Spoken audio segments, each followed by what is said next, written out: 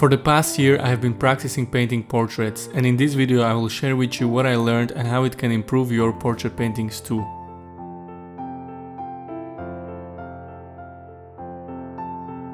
The first thing I learned was the importance of choosing the right reference photo. Choosing the right one can be very important and make your paintings more interesting and easier to paint. Good reference photo for painting portraits will have clearly visible values, so where the shadows, midtones and highlights are. That way it will be easier to create depth in the painting, which will make your paintings pop. The bad reference photo is, for example, such as this one here, because it seems like the face has only one value and there is no clear visible value differences, which makes it harder to paint and create a 3D effect. So when choosing your references, or if you are going to take a photo of someone for your reference, make sure there is a clear visible values. To get good references for your painting, you can use Pinterest. They have a lot of great images to choose from.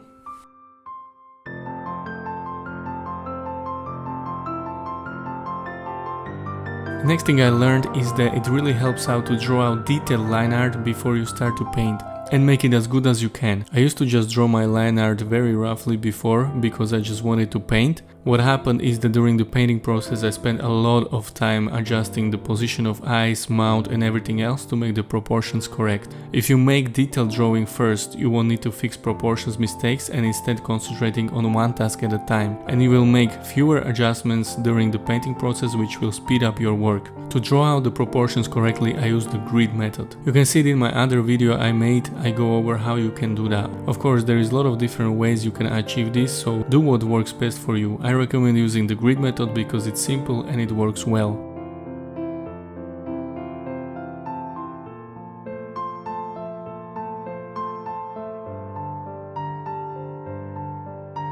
So next, always prepare your palette before you start to paint. What I done from the beginning was just adding colors to the palette as I thought I needed, and only mixing colors when I started to paint. What ended up happening was that my paintings were very muddy and I lacked depth because it was hard to get colors and values consistently right. So definitely I recommend doing that. Always take like 5-10 minutes before you're painting and prepare your palette with few values for each of the colors you see in the reference, and organize them from light to dark, which will make it easy for you to find your next value color. This is the palette that I use. I use this palette for all my paintings because it's quick to prepare and it worked great for me. I have created a video of me preparing this palette if you want to have a look. I will leave it in the description below. When I started to use this palette, it made my painting process much more faster and enjoyable because it's so easy to find the color you need, and I love that they are organized from the lightest to darkest color.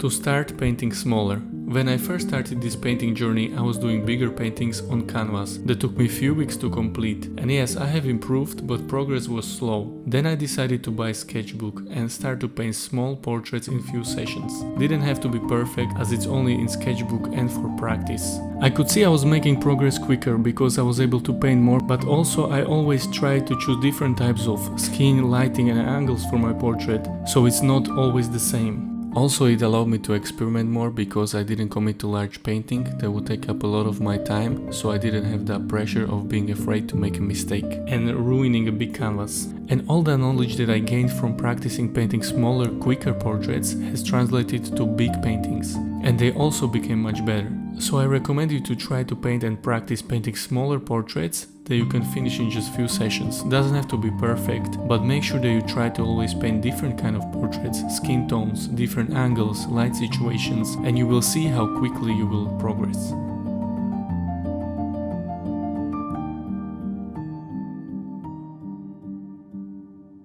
Another important thing that I learned was to use a variety of different colors.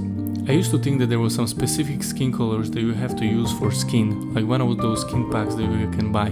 But that's not the case. The skin has a lot of different colors, some reds, yellows, purple, green, gray. Depends on the skin color, but also lighting affects the colors that you will be using for the portraits. Like for example, this portrait that I done was lit from two angles with very strong RGB lights, giving this yellow reddish look. So I would be using the colors that I see on a reference photo and not thinking I needed to use some special color because it's the skin. So try to look at painting skin like any other subject and paint the colors that you see in the reference photo. Using more of these will enhance your portraits, making them appear more real and true to life. So even in this example that I'm doing right now, has more of a green tint to the skin with cheeks being red.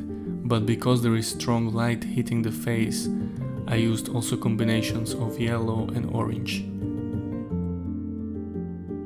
And the last thing that I learned was to make smoother edges. If you want to paint more of a realistic portrait, you should make your edges smoother. Blend it more into the color next to it. And when you're doing the background, blend the hair into the background. It's going to appear more realistic. Very hard edges paintings or drawings are more of a cartoony anime comic style art. I made this mistake countless times and it made big difference when I started to implement this. For example, if I have a harder edge like here on the eye, I will mix color that is in between the dark color and the skin, and I will put it into the middle to smooth out a bit this area. Same goes for pupils as well. I will smooth out the dark area into the light area by adding in between color and blending them into one another. Try it out in your next painting and let me know how it goes. So this is it for this video, guys. Hope it helps you in some way. Drop a comment down below and see you in the next video.